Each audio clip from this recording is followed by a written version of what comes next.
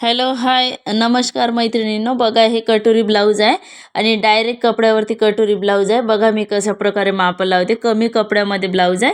हे पूर्ण लांबी घेतली, त्याच्यात 1 इंच मिक्स केलं, 5.5 इंच याची शोल्डर घेतली आहे मी आणि बगल 5.5 घेतला आहे। याचं मेजरमेंट मी नंतर सांगणार आहे कसं काय घ्यायचं। बगल पण मी 5.5 घेतली आहे आणि तसंच खालच्याही बाजूला मी 5.5 घेतला आहे आणि चेस्ट आहे याची 34, तर याचे मी 8.5 घेतले आहे आणि त्याच्यामध्ये 1.5 इंच मार्जिन दिली आहे आणि कमर आहे 7.5 म्हणजे 30 इंच आणि प्लस 1 इंच आणि 1.5 इंच म्हणजे 1 इंच बॅक साईडला जे टक्स लागते त्याच्यासाठी आहे आणि 1.5 इंच मार्जिन आहे। आणि या प्रकारे बघा, जे कोणी कपडे शिवत असेल त्यांनी समजूनच जाईल। अशा प्रकारे मी आखून घेतलं आणि मग 1.5 इंचावरती पॉईंट दिला, 1 इंचावरती बगलचा असा बाहेरचा आकार 1.5 इंचावरती काढून घ्यायचा आहे आणि आतमधला आकार आपल्याला 1 इंचावरती काढून घ्यायचा आहे। त्याच्यानंतर गळा येईल, तर गळावरती 2.25 घ्यायचा आहे। बघा मी या प्रकारे घेतला आहे 2.25, कारण शोल्डर उतरायचे चान्सेस जास्ती असतात, म्हणून त्यामुळे 2.25 इंच वरती आणि तिरपा गळा ठेवायचा आहे टेप आणि 6.5 इंच हा गळा आहे। 6.5 इंच गळा घेतला मी, असं चौकोन आखून घेतला आहे। आणि मग हे बघा क्रॉसपट्टी या साईडला 3 इंच आणि त्या साईडला 2 इंच अशी क्रॉसपट्टी आखून घेतली आणि हे बघा अशा प्रकारे मी क्रॉसपट्टी नेली आहे। आणि 5.5 इंच कटोरीचा आकार बघा, आता गळा आपला 6.5 आहे तर 4.25 वरती मी पॉईंट दिला आणि कटोरीचा गोल आकार हे बघा या प्रकारे आखून घेतला गळ्याजवळून। तर बघा आता हे मी पूर्ण कटिंग करून घेते। हे डायरेक्ट कमी कपड्यामध्ये कटोरीचा ब्लाऊज आहे, म्हणजे बिना फर्मा किंवा बिना कटोरीच्या फर्मा ठेवता पेपर कटिंग न करता डायरेक्ट मी कपड्यावरती सांगत आहे। आणि हे डायरेक्ट कस्टमरचं ब्लाऊज आहे। कस्टमरच्या ब्लाऊजवरती मी तुम्हाला डायरेक्ट सांगत आहे। बघा आता मी या साईडला बाही काढणार आहे स्लीव्ज। तर बघा अस्तरचं ब्लाऊज आहे, अस्तरमध्ये 1.25 इंच, अर्धा ते 1.25 इंच मिक्स करायचं आहे। बघा डायरेक्ट अर्धा ते 1.25 इंच मिक्स करून मी बाहीची लांबी घेत आहे। 8.5 लांबी आहे, तर मी 9 9.25 इंच इथे लेंथ घेतली आहे आणि या साईडला तेवढीच घेतली आहे आणि सरळ लाईन आखून घेतली। दंडघेर घेतला, याचा दंडघेर 5.25 होता, तर 5.25 दंडघेर घेतला मी आणि 1.5 इंच आखून घेतलं।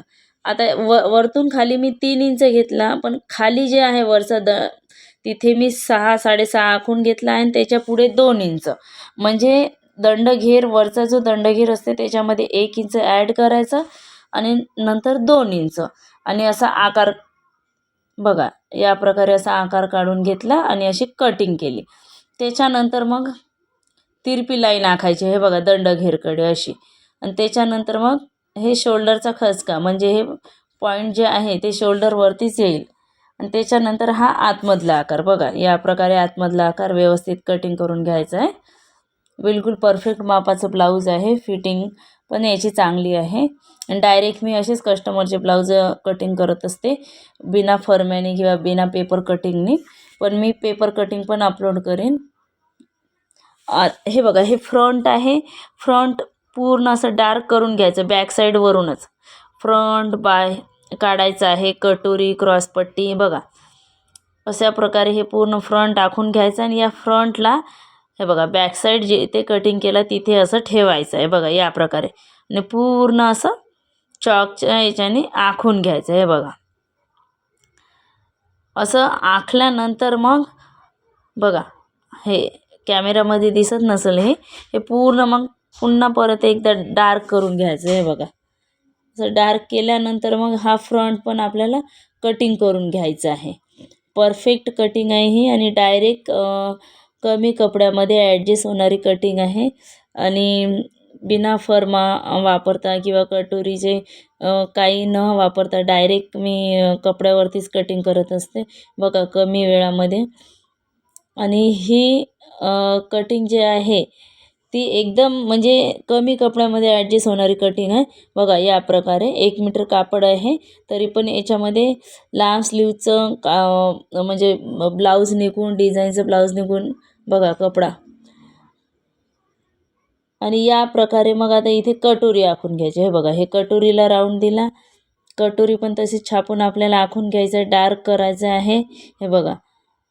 आणि तिरप्यामध्ये उरेप कपड्यामध्ये कटोरी, कधी पण कटोरी जेव्हा काढतो आपण तेव्हा सरळ कपड्यामध्ये कधीच काढायची नाही, ते फिटिंगला बसतच नाही कटोरी.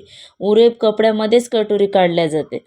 हे बघा या प्रकारे असा राऊंड देऊन घ्यायचा आहे. हे बघा, हे बघा 5.5ची कटोरी आहे, तर आपला बरोबर 5.5च कटोरी आली पाहिजे. 5.5 कटोरी आली, त्याचा सेंटर काढायचा 3.25, खालती 1.5 इंच, साईडनी 1.5 इंच, या साईडनी 1.5 इंच, आणि हे आपल्याला असं आखून घ्यायचं आहे बघा या प्रकारे. हे पूर्ण हे आहे असं आखल्यानंतर मग वरती पावडीभर घ्यायचं आहे आणि राऊंड द्यायचा आहे, आणि इकडे पण राऊंड द्यायचा आहे.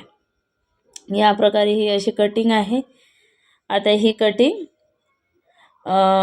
कटोरीची कटिंग करून घेते मी. बघा या प्रकारे अशी परफेक्ट कटोरी आहे. 34 इंच चेस्ट आहे, त्या चेस्टच्या नुसार हे कटोरी एकदम परफेक्ट मापाने आहे. बघा अशा प्रकारे. मी फर्मा पण सांगेन याच्यानंतर. मी फर्म्याची पण बेसिकपासून पण मी सांगणार आहे. आणि जे कोणी हे व्हिडिओ बघत आहे त्याने लाईक करा आणि चॅनलला सबस्क्राईब करा, कारण तुमच्यापर्यंत मग जे काही व्हिडिओ मी टाकीन ते अपलोड होत जाईल. मध्येच बघा, म्हणजे इथे एक ताई आल्या होत्या, त्या कस्टमर आहे, तर त्या आल्या होत्या, त्यांच्याशी पण मी बोलत होती आणि कटिंग पण माझे दोन्ही चालू होतं काम. तर बघा अशा प्रकारे ही कटोरी झाली आहे.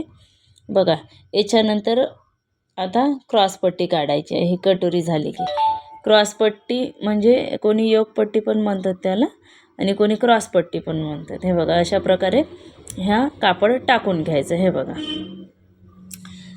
कापड टाकल्यानंतर बॅक साईडचा कमरेचा भाग इथे ठेवायचा आहे. बघा लक्ष द्या, बॅक साईडच्या मापाने काढायचे. बॅक साईड असा ठेवायचा आणि मग तिथे हे बघा अशा प्रकारे मग मोजून घ्यायचं बॅक साईडचा कमरेच्या मापानुसार. आणि आपण 3 इंच घेतलं तर याच्यात अर्धा किंवा पाऊण इंच एक्स्ट्रा घ्यायचं. हे बघा तिकडे मी 2.5 ते 2.25 इंच घेतलं आणि इकडे 3.5 इंच घेतलं, आणि तिरछी लाईन क्रॉसपट्टीची मी आखून घेतली. हे बघा आता कटिंग करत आहे. हे बघा या प्रकारे. हे आता हे माझ्या ब्लाऊजची पूर्ण कटिंग झाली आहे. कटोरी ब्लाऊज आहे. पेपर कटिंग न करता किंवा फर्मा न आखता मी डायरेक्टच कपड्यावरतीच ब्लाऊज कटिंग करत असते. बघा हे पूर्ण पार्ट माझे कटिंग करून झाले आहे. आता मी मेन कापड घेते, साडीचं जे कस्टमरचं ब्लाऊज आहे, आणि मी डायरेक्ट तुम्हाला कस्टमरच्याच ब्लाऊजवरतीच दाखवत आहे.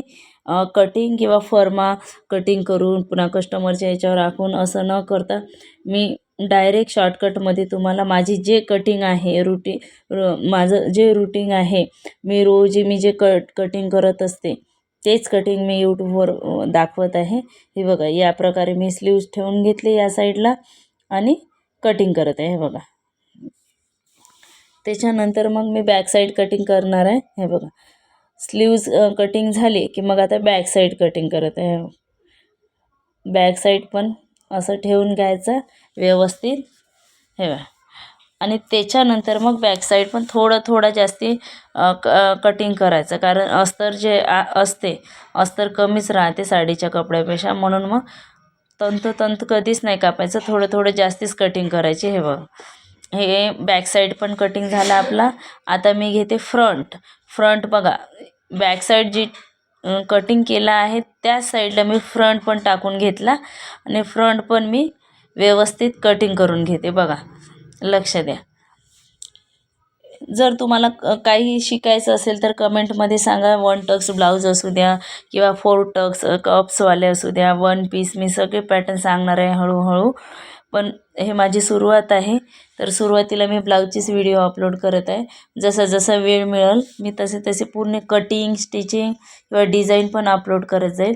आणि कटोरी पण बघा तिरप्यातच ठेवायची आहे. जशी आपण तिरप्यात कटिंग केली होती कटोरीची, तशीच इथे पण तिरप्यातच कटिंग करायची आहे. पूर्ण कटिंग झाल्यानंतर हे बघा ही कटोरी आहे, कटोरी पण झाली. आता येईल क्रॉसपट्टी पण कटिंग करून घ्यायची आहे. जसं आपण अस्तर कटिंग केलं त्याच प्रकारे सगळे तसंच साडीचा कापड टाकत जायचा आणि तसंच कटिंग करायचं. फक्त साडीचा कापड जो असते तो थोडा अर्धा इंच किंवा पावडीभर जास्ती कटिंग करायचा, कारण आपण जेव्हा अस्तर आणि साडीचा कापड जॉईंट करतो नंतर मग उरलेला बाकीचा कापड जो राहतो तो आपण कटिंग करून घेत असतो. बघा अशा प्रकारे कटिंग आहे. व्हिडिओ आवडला असेल तर लाईक करा आणि सबस्क्राईब करा.